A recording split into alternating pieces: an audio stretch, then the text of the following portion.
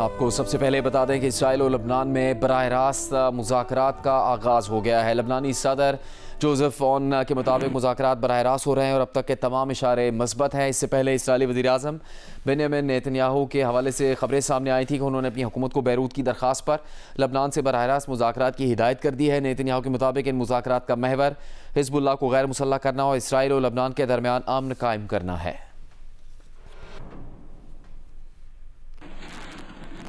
लबनान Israel मुज़ाकरात की खबर आने से पहले ये खबर सामने आई थी कि ईरान गुज़श्ता रोज़ जंग बंदी के बावजूद लबनान पर इसराइली हमलों का जवाब देने वाला था, लेकिन पाकिस्तान ने ईरान को इससे रोका। ईरानी नायब वज़ीर ख़ारजा सईद खतीबज़ादा ने कहा कि लबनान पर इसराइली हमलों के बाद ईरान ने सख्त जवाब देने की तैयारी कर ली थी, लेकिन पाकिस्तान ने मदाखलत करके इसे रुकवाया। और अभी आपको बताएंगे इस्लामाबाद में होने वाले तारीखी ईरान अमेरिका मुज़ाकरात के हवाले से। इस्लामाबाद में अमेरिका ईरान मुज़ाकरात का इब्तदाई दौर जुमे को शुरू होगा। आला सतह के बाज़ाब्ता मुज़ाकरात हफ्ते को होंगे।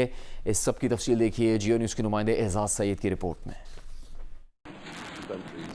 ईरान और अमेरिका के दरमियान अहम मुज़ाकरात इस्लामाबाद में होने जा रहे हैं। ईरानी वफ्द पहले और फिर अमेरिकी वफ्द दो हिस्सों में पाकिस्तान पहुंच रहा है। दोनों मुमालिक के मुज़ाकराती नुमाइंदे पहले पाकिस्तानी क़यादत से अलग अलग मुलाकातें करेंगे और फिर बाहमी मुज़ाकरात किए जाएंगे। सरकारी और सफारती ज़राए ने जियो न्यूज़ को बताया है कि इस्लामाबाद के मुकामी होटल में होने वाले इन मुज़ाकरात के इब्तदाई दौर में अमेरिका की तरफ से खुसूसी नुमाइंदे स्टीव विटकॉफ और जैरेड कुशनर शरीक होंगे। हतमी मरहले में नायब अमेरिकी सदर जेडी वैंस शरीक होंगे। ईरान की तरफ से मुज़ाकरात में ईरानी वज़ीर ख़ारजा अब्बास इराक़ची और ईरानी स्पीकर बाकर कालिबाफ शरीक होंगे। वफाकी दारुल-हुकूमत इस्लामाबाद में तारीखी अमेरिका ईरान मुज़ाकरात की हतमी तैयारियां मुकम्मल कर ली गई हैं। ये मुज़ाकरात क्या रुख इख्तियार करते हैं, सारी दुनिया की नजरें इस्लामाबाद पर मरकूज हैं। कैमरामैन फ़हीम कुरैशी के हमरा एजाज सैयद, जियो न्यूज़, इस्लामाबाद।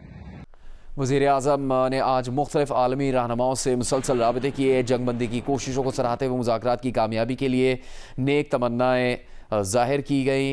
टेलीफोनिक राबते में कतर के अमीर शेख तमीम बिन अहमद अस्सानी का कहना था कि पाकिस्तान की कामयाब सिफारती कोशिशों से फ़रीक़ैन के दरमियान मुज़ाकरात होने जा रहे हैं। वज़ीर-ए-आज़म ने कतर की क़यादत और आवाम के साथ पाकिस्तान की यकजहती का अयादा किया।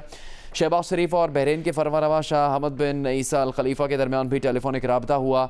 बहरीन फरमारवा ने पाकिस्तान की कोशिशों को सराहा। तर्जुमान वज़ीर-ए-आज़म ऑफिस के मुताबिक वज़ीर-ए-आज़म ने हालिया कशीदगी के दौरान बहरीन में इंसानी जानों को ज़िया पर अफसोस का इजहार किया। शहबाज शरीफ से फ्रांसीसी सदर इमैनुअल मैक्रोन ने भी टेलीफोनिक राबता किया। जंगबंदी और फ़रीक़ैन को मुज़ाकरात की बेस पर लाने में सालिसी की कोशिशों पर वज़ीर-ए-आज़म को मुबारकबाद दी। सिफारती कोशिशों की हिमायत पर शहबाज शरीफ ने फ्रांसीसी सदर से इजहार तशक्कुर किया। इस मौके पर दोनों रहनुमाओं ने लबनान में जारी जारियत पर गहरी तशवीश का इजहार किया।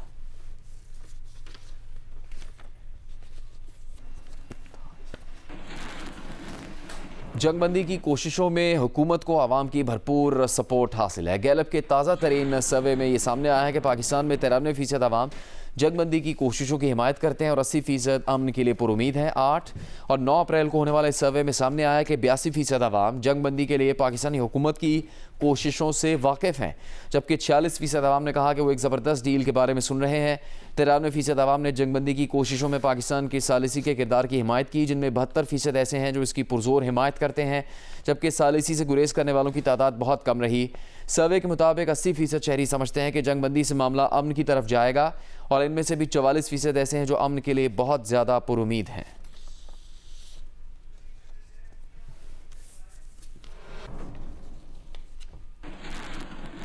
खलीजी ममालिक पर आज ईरान की जानिब से किसी किस्म का कोई हमला नहीं हुआ। अरब मीडिया के मुताबिक सऊदी अरब, मुत्तहदा अरब अमारात, कुवैत, कतर और ओमान ने आज कोई हमला रिपोर्ट नहीं किया। अमाराती वज़ारत दिफा का कहना है कि 9 अप्रैल को मुल्क किसी भी फ़ज़ाई ख़तरे से पाक रहा। फ़ज़ाई दिफाई निज़ाम ने आज किसी बैलिस्टिक क्रूज़ मिज़ाइल या ड्रोन की निशानदही नहीं की है।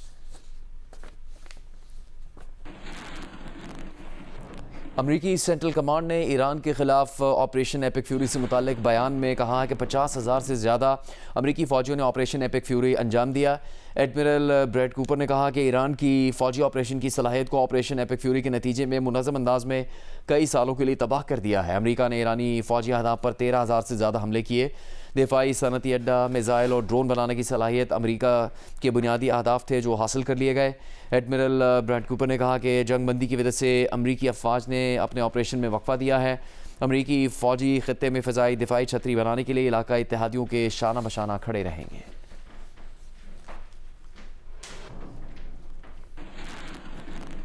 तुर्की ने पाकिस्तान मुज़ाकरात में अमरीका और ईरान पर मफाहमती रवैया इख्तियार करने पर जोर दिया है। तुर्क वज़ीर ख़ारजा हाकन फिदान ने अंकारा में प्रेस कॉन्फ्रेंस करते हुए कहा कि फ़रीक़ैन को पाकिस्तान मुज़ाकरात में मफाहमती रवैया इख्तियार करना चाहिए। ये बात बहुत अहम है कि पाकिस्तान में शुरू होने वाली बातचीत में फ़रीक़ैन मफाहमाना, लचकदार, सब्र आज़मा और तामीरी रवैया अपनाएं।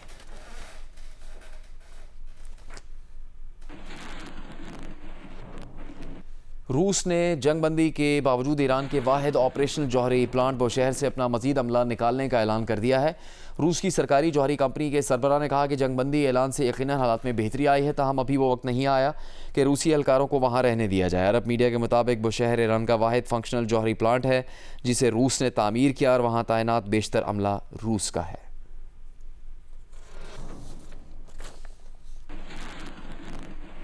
लबनान पर इसराइली हमलों में 200 से ज़्यादा अफराद के जाँ बहक होने पर लबनान भर में आज यौम सोग मनाया जा रहा है। लबनान पर गुज़श्ता रोज़ इसराइली हमलों से एक ही रोज़ में 203 अफराद शहीद और 1000 से ज़्यादा ज़ख्मी हुए हैं।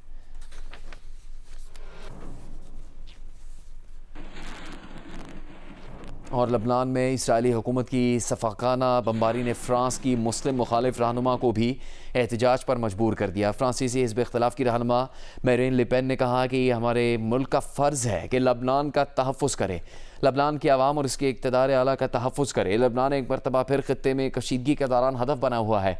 लबनान का दारुल बैरूत इंतहाई शदीद बमबारी से नुकसान उठा रहा है।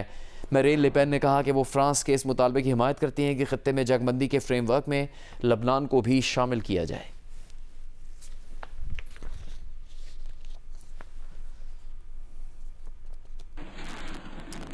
अमरीकी हमले में शहीद ईरान के सुप्रीम लीडर आयतुल्लाह अली ख़ामनेई के चेहलम के लिए हज़ारों ईरानी तेहरान की सड़कों पर निकल आए, नारे लगाए और शहीद सुप्रीम लीडर को खिराज अक़ीदत पेश किया। ईरान के सदर मसूद पेज़ेश्कियान भी ख़ामनेई के चेहलम के जुलूस में शरीक हुए, आवाम में घुल मिल गए।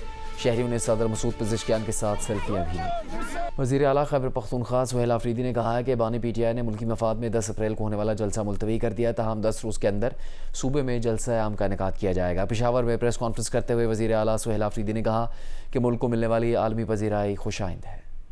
जो रीजनल और इंटरनेशनल हालात हैं और उसमें जो किरदार पाकिस्तान का रहा है और जो पज़ीराई पाकिस्तान को मिल रही है, ये हमारे लिए बहैसियत पाकिस्तानी खुशाइंद है। यार पाकिस्तान का साबका वज़ीर आज़म ये पाकिस्तान की नेकनामी के लिए अपना जलसा पोस्टपोन करता है। इसके साथ साथ 10 दिन के अंदर KP में जलसा करने की और बड़ा जलसा करने की हिदायत दी है। वज़ीर सेहत सिंध डॉक्टर अजरा अफजल पेचो ने अपने वीडियो बयान में कहा है कि सूबे में रवां साल मंकी पॉक्स से 14 केस रिपोर्ट हुए हैं। कराची में एमपॉक्स के 2, खैरपुर में 12 केसेस सामने आए हैं। खैरपुर में बच्चों का इंतकाल क़ुव्वत मदाफ़त कम होने से हुआ। उन्होंने कहा कि मंकी पॉक्स वायरस का फैलाव छूने से होता है। हर ज़िले के अस्पतालों में आइसोलेशन यूनिट बनाए गए हैं। अस्पतालों में SOPs को फॉलो करवा रहे हैं। वाज़ेह करना चाहती हूँ, हमारे पास जो फ्रेश केस आए हैं, ताज़ा केस आया है, वो कल एक रिपोर्ट हुआ है कराची से। तो एक केस जो कराची से पहले रिपोर्ट हुआ था वो रमज़ान में हुआ था और ये दूसरा केस कल हुआ है रिपोर्ट कराची से। और दूसरे जो केसेस हैं 12 केसेस जो खैरपुर में हैं वो खैरपुर की हदूद में ही हैं और उससे बाहर नहीं है निकले हैं। तो हम कोशिश कर रहे हैं कि ये केसेस जो हैं मज़ीद नहीं फैलें।